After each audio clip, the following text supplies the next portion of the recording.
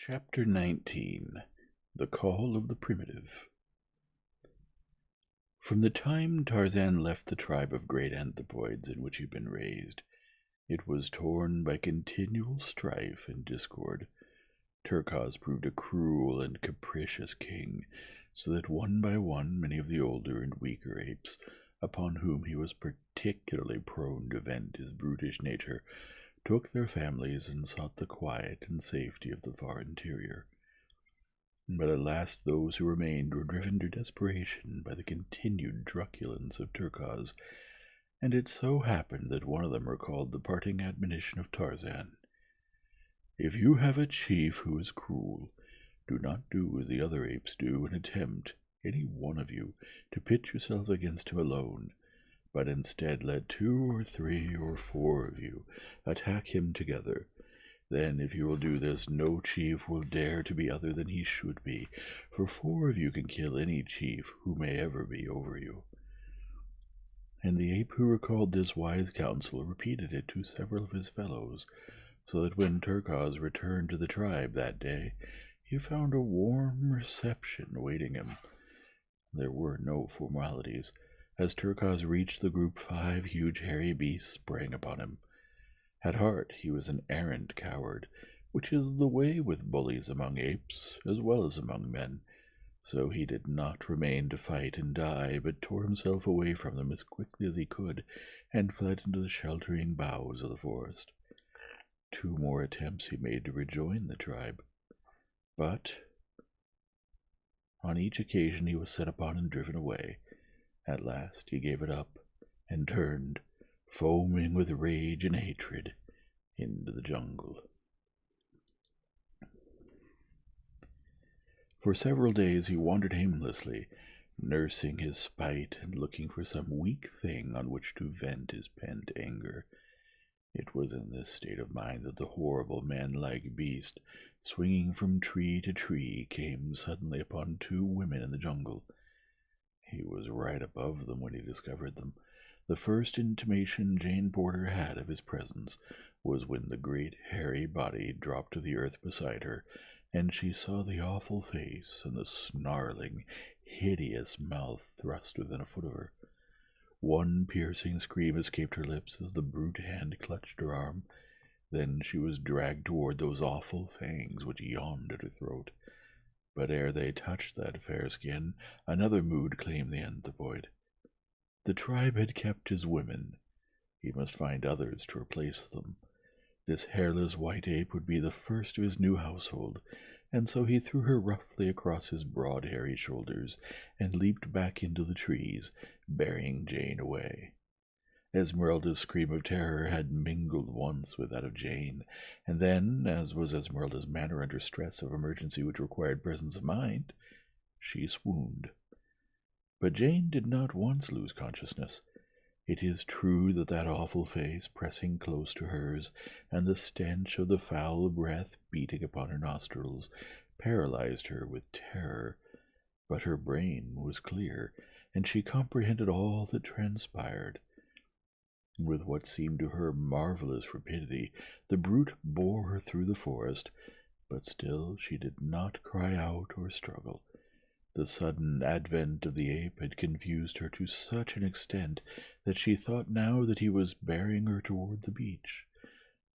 For this reason she conserved her energies and her voice until she could see that they had approached near enough to the camp to attract the succor she craved. She could not have known it, but she was being borne farther and farther into the impenetrable jungle. The scream that had brought Clayton and the 2 older men stumbling through the undergrowth had led Tarzan of the Apes straight to where Esmeralda lay, but it was not Esmeralda in whom his interest centered, although, pausing over her, he saw that she was unhurt. For a moment he scrutinized the ground below and the trees above, until the ape that was in him by virtue of training and environment, combined with the intelligence that was his by right of birth, told his wondrous woodcraft the whole story as plainly as though he had seen the things happen with his own eyes. And then he was gone again into the swaying trees, following the high-flung spoor which no other human eye could have detected, much less translated. At boughs' ends, where the anthropoid swings from one tree to another, there is most to mark the trail, but least to point the direction of the quarry, for there the pressure is downward always toward the small end of the branch, whether the ape be leaving or entering a tree. Nearer the center of the tree, where the signs of passage are fainter, the direction is plainly marked. Here on this branch, a caterpillar has been crushed by the fugitive's great foot, and Tarzan knows instinctively where the same foot would touch the next stride. Here he looks to find a tiny particle of the demolished larva, oft-times not more than a speck of moisture. Again, a minute bit of bark has been upturned by the scraping hand, and the direction of the break indicates the direction of the passage. Or some great limb, or the stem of the tree itself has been brushed by the hairy body, and a tiny shred of hair tells him by the direction from which it is wedged between the bark that he is on the right trail. Nor does he need to check his speed to catch these seemingly faint records of the fleeing beast. To Tarzan they stand out boldly against all the myriad other scars and bruises and signs upon the leafy way. But strongest of all is the scent, for Tarzan is pursuing up the wind, and his trained nostrils are as sensitive as a hound's. There are those who believe that the lower orders are specially endowed by nature with better olfactory nerves than man, but it is merely a matter of development. Man's survival does not hinge so greatly upon the perfection of his senses. His power to reason has relieved them of many of their duties, and so they have, to some extent, atrophied, as have the muscles which move the ears and scalp merely from disuse. The muscles are there about the ears and beneath the scalp, and so are the nerves which transmit sensations to the brain, but they are underdeveloped because they are not needed. Not so with Tarzan of the Apes. From early infancy, his survival had depended upon acuteness of eyesight, hearing and smell, touch and taste, far more than upon the more slowly developed organ of reason. The least developed of all in Tarzan was the sense of taste, for he could eat luscious fruits or raw flesh, long buried with almost equal appreciation, but in that he differed but slightly from more civilized epicures. Almost silently the ape man spied in the track of Hercos and his prey, and the sound of his approach reached the ears of the fleeing beast and spurred it on to greater speed. 3 miles were covered before Tarzan overtook them, and then Hercos, seeing that further flight was futile, dropped to the ground in a small open glade, that he might turn and fight for his prize, or be free to escape unhampered if he saw that the pursuer was more than a match for him. He still grasped Jane in one great arm as Tarzan bounded like a leopard into the arena which nature had provided for this primeval-like battle. When Hercos saw that it was Tarzan who pursued him, he jumped to the conclusion that this was Tarzan's woman, since they were of the same kind, white and hairless, and so he rejoiced at this opportunity for double revenge upon his hated enemy. To Jane, the strange apparition of this godlike man was as wine to sick nerves. From the description which Clayton and her father and Mr. Philander had given her, she knew that it must be the same wonderful creature who had saved them, and she saw in him only a protector and a friend. But as Hercos pushed her roughly aside to meet Tarzan's charge, and she saw the great proportions of the ape, and the mighty muscles and the fierce fangs, her heart quailed. How could any vanquish such a mighty antagonist? Like 2 charging bulls they came together, and like 2 wolves sought each other's throat. Against the long canines of the ape was pitted the thin blade of the man's knife. Jane, her lithe young form flattened against the trunk of a great tree, her hands tight pressed against her rising and falling bosom, and her eyes wide with mingled horror, fascination, fear, and admiration, watched the primordial ape battle with the primeval man for possession of a woman. For her, as the great muscles of the man's back and shoulders nodded beneath the tension of his efforts, and the huge biceps and forearm held at bay those mighty tusks, the veil of centuries of civilization and culture was swept away from the blurred vision of the Baltimore girl. when the long knife drank deep a dozen times of Turkaw's heart's blood, and the great carcass rolled lifeless upon the ground. It was a primeval woman who sprang forward with outstretched arms toward the primeval man who had fought for her and won her. And Tarzan? He did what no red-blooded man needs lessons in doing. He took his woman in his arms and smothered her upturned, panting lips with kisses. For a moment Jane lay there with half-closed eyes. For a moment, the first in her young life, she knew the meaning of love. But as suddenly as the veil had been withdrawn, it dropped again, and an outraged conscience suffused her face with its scarlet mantle, and a mortified woman thrust Tarzan of the Apes from her and buried her face in her hands. Tarzan had been surprised when he had found the girl he had learned to love after a vague and abstract manner, a willing prisoner in his arms. Now he was surprised that she repulsed him. He came close to her once more and took hold of her arm, and she turned upon him like a tigress, striking his great breast with her tiny hands. Tarzan could not understand it. A moment ago, and it had been his intention to hasten Jane back to her people, but that little moment was lost now in the dim and distant past of things which were but can never be again, and with it the good intention had gone to join the impossible. Since then, Tarzan of the Apes had felt a warm, lithe form close pressed to his, hot, sweet breath against his cheek and mouth had fanned a new flame to life within his breast, and perfect lips had clung to his in burning kisses that had seared a deep brand into his soul, a brand which marked a new Tarzan. Again he laid his hand upon her arm. Again she repulsed him, and then Tarzan of the Apes did just what his first ancestor would have done. He took his woman in his arms and carried her into the jungle. Early the following morning, the four within the little cabin by the beach were awakened by the booming of a cannon. Clayton was the first to rush out, and there, beyond the harbor's mouth, he saw two vessels lying at anchor. One was the Arrow, and the other a small French cruiser. The sides of the latter were crowded with men gazing shoreward, and it was evident to Clayton, as to the others who had now joined him, that the gun which they had heard had been fired to attract their attention if they still remained at the cabin. Both vessels lay at a considerable distance from shore, and it was doubtful if their glasses would locate the waving hats of the little party far in between the harbor's points. Esmeralda had removed her red apron and was waving it frantically above her head, but Clayton, still fearing that even this might not be seen, hurried off toward the northern point where lay his signal pyre, ready for the match. It seemed an age to him, as to those who waited breathlessly behind, ere he reached the great pile of dry branches and underbrush. As he broke from the dense wood and came in sight of the vessels again, he was filled with consternation to see that the Arrow was making sail and that the cruiser was already under way.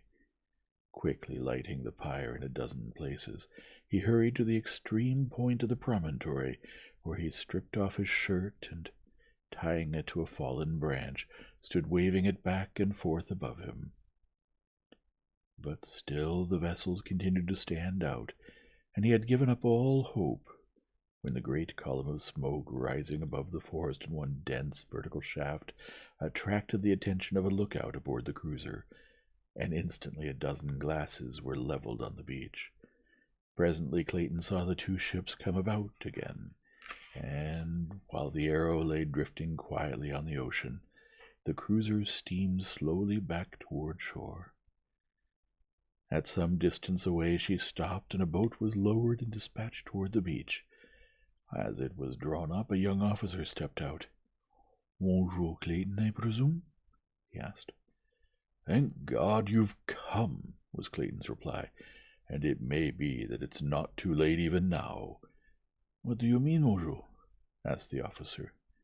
Clayton told of the abduction of Jane Porter and the need of armed men to aid in the search for her. "Mon Dieu!"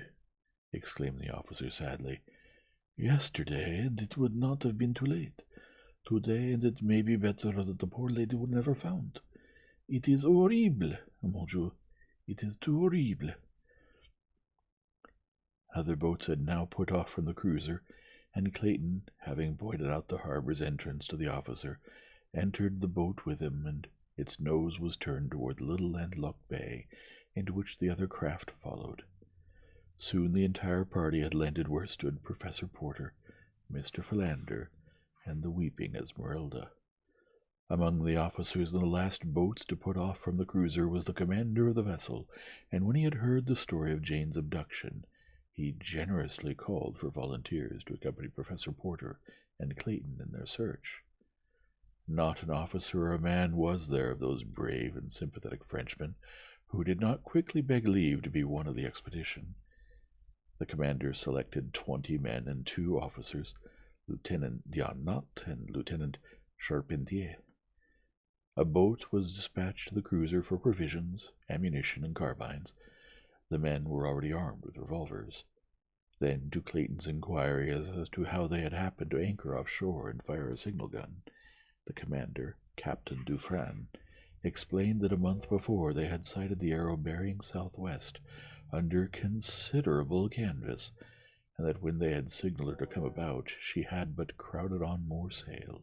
They had crept her hull up until sunset, firing several shots after her, but the next morning she was nowhere to be seen. They had then continued to cruise up and down the coast for several weeks, and had forgotten the incident of the recent chase when, early one morning, a few days before, the lookout had described a vessel laboring in the trough of a heavy sea, and evidently entirely out of control. As they steamed nearer to the derelict, they were surprised to note that it was the same vessel that had run from them a few weeks earlier. Her forestay-sail and mizzen spanker were set as though an effort had been made to hold her head up into the wind, but the sheets had parted and the sails were tearing to ribbons in the half-gale of wind. In the high sea that was running, it was difficult and dangerous a task to attempt to put a prize crew aboard her, and as no signs of life had been seen above deck, it was decided to stand by until the wind and sea abated. But just then a figure was seen clinging to the rail and feebly waving a mute signal of despair toward them. Immediately a boat's crew was ordered out, and an attempt was successfully made to board the Arrow. The sight that met the Frenchmen's eyes as they clambered over the ship's side was appalling. A dozen dead and dying men rolled hither and thither upon the pitching deck, the living intermingled with the dead. 2 of the corpses appeared to have been partially devoured, as though by wolves. The prize crew soon had the vessel under proper sail once more, and the living members of the ill-starred company carried below to their hammocks. The dead were wrapped in tarpaulins and lashed on deck to be identified by their comrades before being consigned to the deep. None of the living was conscious when the Frenchman reached the Arrow's deck.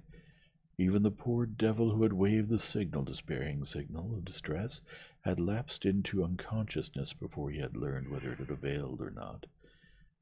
It did not take the French officer long to learn what had caused the terrible condition aboard, for when water and brandy were sought to restore the men, it was found that there was none, nor even food of any description. He immediately signaled to the cruiser to send water, medicine, and provisions, and another boat made the perilous trip to the Arrow. When restoratives had been applied, several of the men regained consciousness, but then the whole story was told. That part of it we know up to the sailing of the Arrow after the murder of Snipes, and the burial of his body above the treasure chest. It seems that the pursuit by the cruiser had so terrorized the mutineers that they continued out across the Atlantic for several days after losing her, but on discovering the meager supply of water and provisions aboard, they had turned back toward the east.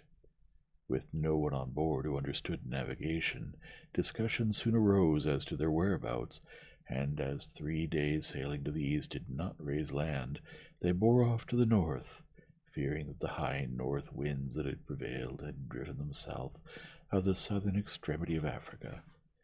They kept on a northeasterly course for 2 days, when they were overtaken by a calm which lasted for nearly a week. Their water was gone, and in another day they would be without food. Conditions changed rapidly from bad to worse. One man went mad and leaped overboard. Soon another opened his veins and drank his own blood. When he died, they threw him overboard also, though there were those among them who wanted to keep the corpse on board. Hunger was changing them from human beasts to wild beasts. 2 days before, they had been picked up by the cruiser that had become too weak to handle the vessel, and that same day 3 men died. On the following morning it was seen that one of the corpses had been partially devoured. All that day the men lay glaring at each other like beasts of prey, and the following morning 2 of the corpses lay almost entirely stripped of flesh. The men were but little stronger for their ghoulish repast, for the want of water was by far the greatest agony with which they had to contend. And then the cruiser had come.